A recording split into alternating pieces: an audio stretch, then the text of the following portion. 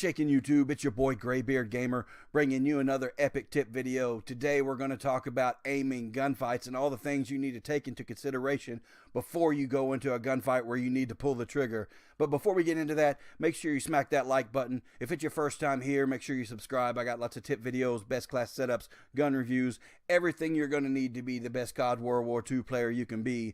But let's go ahead and jump into the video. The number one thing people ask me, the most often asked question to Graybeard Gamer, is how do I keep my crosshairs on the enemy in a gunfight? How do I become more accurate? How do I have better aim?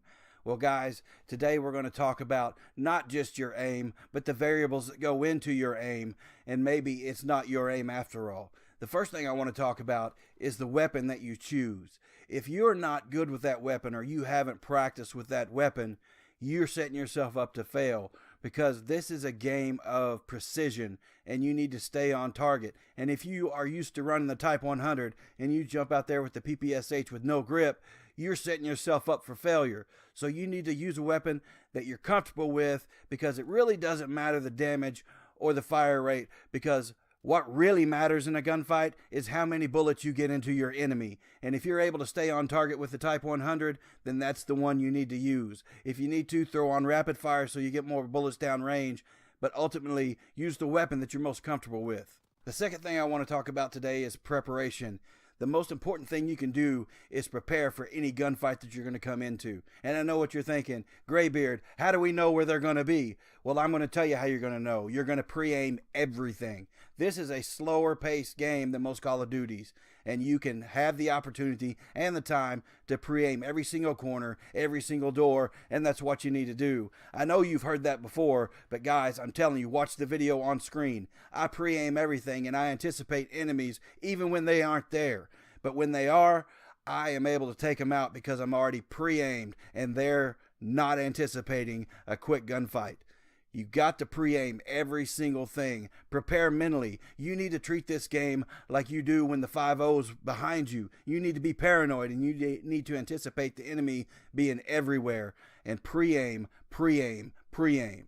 The next part of preparing for a gunfight is making sure that your crosshairs are consistently in the middle of the screen, not pointed towards your feet and not pointed towards the sky. I can't tell you how many gunfights I've gone into where I wasn't prepared and I was a little off target and I had to whip a little farther than I wanted to hit the enemy, and it took me off target completely and I lost the gunfight. Gunfights that I should have won. You need to make sure those crosshairs are dead center, waist level or chest level, and make sure that you're prepared that way going into a gunfight.